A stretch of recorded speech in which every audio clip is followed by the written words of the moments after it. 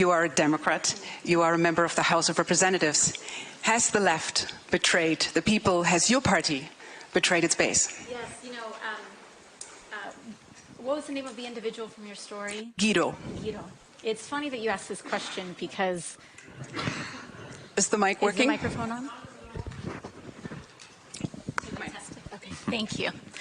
Thank you. It's funny that you asked this question about Guido because in many ways I relate to him.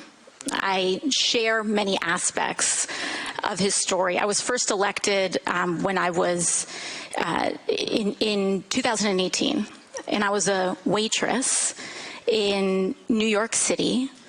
I had no health insurance. I could not pay my rent, and I consistently saw a party that championed special interests, the elite, and a Democratic Party that was very much kind of telling working people that everything was fine when it in fact wasn't. And after I was elected, I remember I was crossing this threshold and there was this closed door meeting of many high-ranking Democratic Party officials, people that you see in the news and all of that. And they derided behind closed doors at that time, a long time ago. They derided many of the populist demands that I had run my campaign on. And I had defeated a 20-year Democratic incumbent that was part of Democratic Party leadership. And they said $15 minimum wage at that time, way too high, too severe. The idea of tuition-free public colleges and universities, too far, expanding health insurance and Medicare, too extreme. And these are all the things that I, as a waitress, had campaigned on and had been major. This is what I mean about like the momentum and these people being enemies of the party. Like your job, okay, in a technocratic sense, all of these things could be done. The only reason they oppose them is because they don't care about them. It's not really a matter of implementation. They just don't want to do them, you know? Can you imagine how popular these beliefs would be if anyone in power advocated for them? Like, consistently, very radical healthcare reform and radical, like a further taxation on the wealthy, stuff like that, better working conditions. These things all pull very well, even with Republicans, even though nobody talks about them. I know you're thinking, oh, everyone talks about them. No, nobody talks about Medicare for all. No, but seriously, it's left the public, like, everyone stopped talking about all these things. Like, and the only people who ever did were people on the left, okay? The mainstream Democratic Party hasn't repped these causes, not even close. They've always fought against them. They've always fought for a more moderate solution. Do you know how powerful these movements would be if they were given any, like, kindling at all by Democrats in power? How, with these people in charge, are we ever going to get a wealth tax? This country's doomed if we don't get a wealth tax, by the way. There is literally no way out of the hole that we're in without some kind of mass wealth redistribution. Like, the amount of wealth that has been siphoned from the bottom to the top over the past 10 years alone has been fucking insane and unprecedented at any point in human history, you know? I don't give a shit what form this takes. Tax every dollar that a person had. Unrealized capital gains tax. Everything over $1 billion, and I'm being generous. 100% of everything over $1 billion. I don't care. I don't care. Whatever you want to do, okay? Like, there's no way out unless we do this. Of the betrayal that the working class in the United States had felt, but we have also come a long way since then. And we have a long way to go.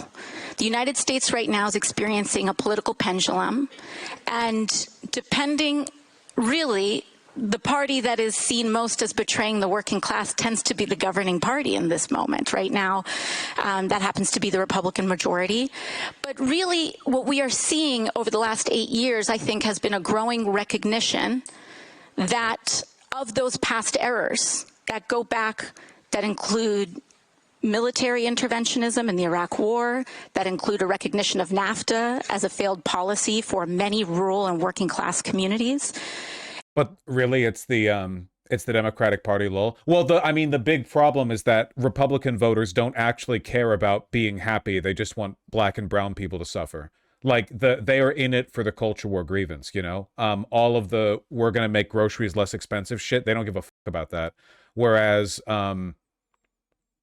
Whereas like the Democrats actually are ostensibly running on that. So their problem is like people actually do get upset when they fail to meet those goals. And now I think we are moving in this direction of increased recognition that we have to have a working class centered politics if we are going to succeed, and also if we are going to stave off the scourges of authoritarianism, which also provides political siren calls to allure people into finding scapegoats to blame for rising economic inequality, both domestically and globally. So when you run for president, are you going to impose a wealth tax or a billionaire's tax? I don't think that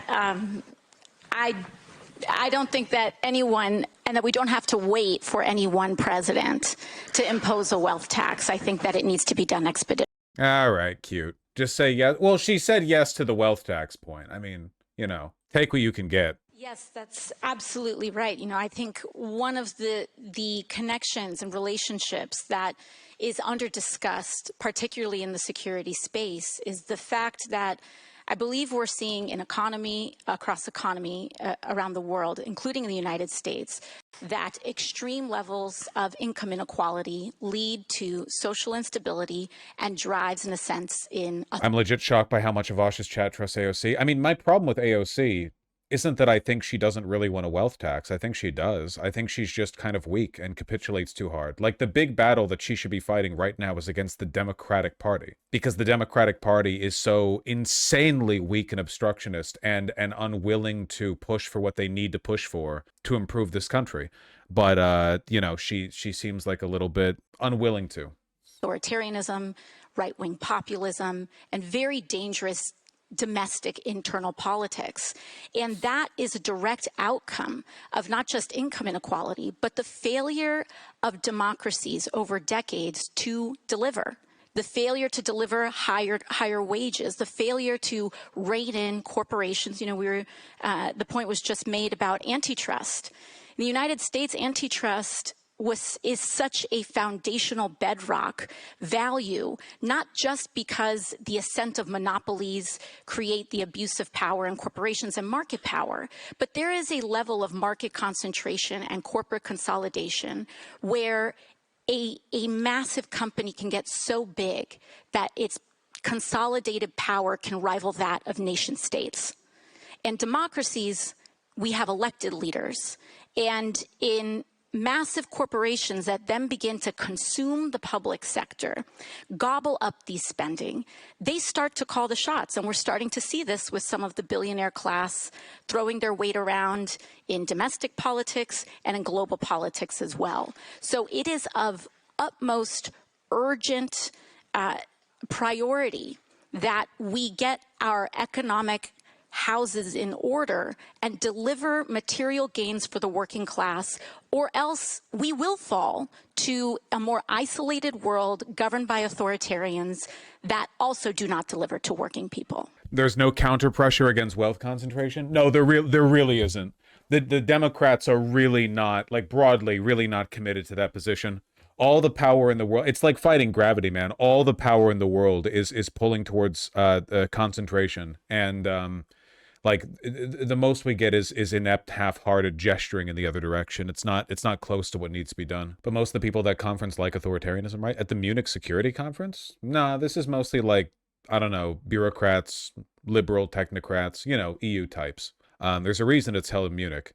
I think it might be more accurate to say that a lot of these people don't care about democracy. That's probably that's a more accurate way of putting it than they like authoritarianism. A lot of liberals are like that. They think of democracy as this inconvenient, kind of like degrading song and dance that you have to go through to get to what they're actually meant to do, which is steward the systems that they're put in charge of. Obama doing a speech here in 2006 is what catapulted him into the national eye. Yeah, I mean, it's cool that AOC is like the only one who went. We were talking earlier about DHS funding being stripped. That's the reason why more Congress people aren't here. AOC came even though they, I think she had to pay for it herself, which, I mean, whatever. Like, you can afford an international flight. What would be your initial thoughts the moment she made it official? If AOC was going to run in 28, I think she's too young. congressman or congresswoman to president is a very big jump. I know that, like, obviously Trump went from nothing to president, but I think the problem is that to a lot of people, she does just come across as like a young girl. I mean, she's barely older than I am. When I look at her, I think of like a peer, basically. Obviously, as I get older, that might change. Like, I'll be 40, she'll be a little over 40, whatever.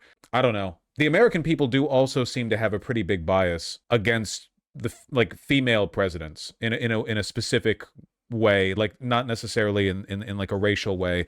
Like, they didn't mind Obama being president, even if there are a lot of racists in this country. I do want her to take over Schumer's seat. Yeah, I don't know. It doesn't help the two women who ran for president were both bad at campaigning.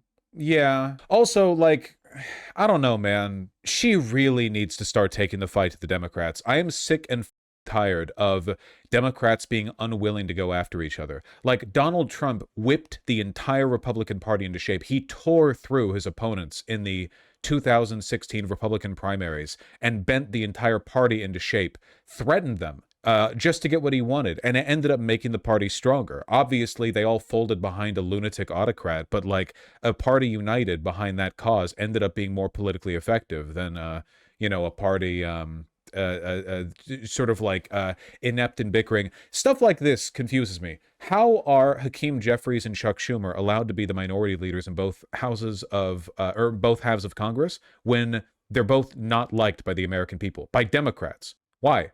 Nobody likes Schumer. Why is he Senate minority leader? Nobody likes Jeffries. Why is he House minority leader? Why? How the f*** is Fetterman allowed to be a Democrat? Do Democrats even talk about Fetterman? Because progressives don't have the majority in the party in either chamber. But I'm just talking about what Democrat voters want. Schumer is very unpopular. Schumer and Jeffries are unacceptably ineffective. It's not even a matter of them being moderate or progressive. They're both unacceptably ineffective. Why is Fetterman allowed to exist as a Democrat? Like, that wouldn't fly on the Republican side. They would be getting hate mail nonstop, you know? Like, Trump and Thomas Massie are always beefing. I don't understand. I don't understand how you can be anything in a Democrat, apparently. There are no standards whatsoever. You know? Are you pro-Israel, anti-Israel? Do you think genocide is good or bad? Who cares? Our party doesn't have any standards or any, like, moral weight to it. All we believe is that we're better than Republicans. Haven't you said you want younger Democrats to run for office instead of geriatrics? Sure, but you're not addressing the problem that I have with AOC. She needs to direct people against Democrats. We need fighting in the Democratic Party to oust the people who are collaborationist with the Republican Party. I like the age of the people doing that. You know, I like it's great. You know, Ro Khanna is good. AOC, she's good.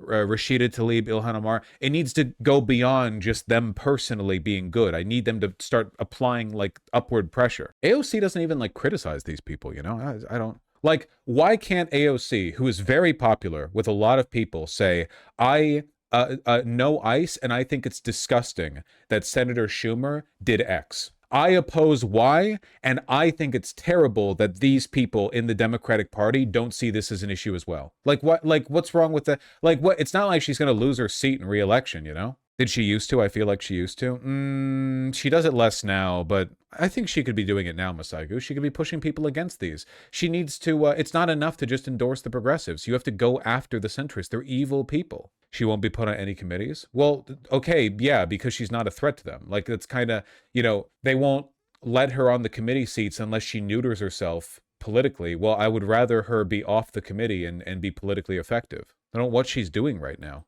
Not all centrists are evil, though. All centrists are evil. In Congress, they're corporate collaborationists at best, and they have to be ousted. Get all the pro-Israel people out of the party, God willing. The Netherlands approved a 36% tax on unrealized capital gains. That's so based. To some points of view, you are a centrist. What does that have to do with what I said? You know what I'm referring to. Well, some people would say we shouldn't criticize people because what if people criticize you? Okay. I don't know what you mean. But we know what we're going after here, okay? Seriously, is there anyone in the Dems who's critical of other Dems? Basically, no. Just Fetterman, basically. Just Fetterman.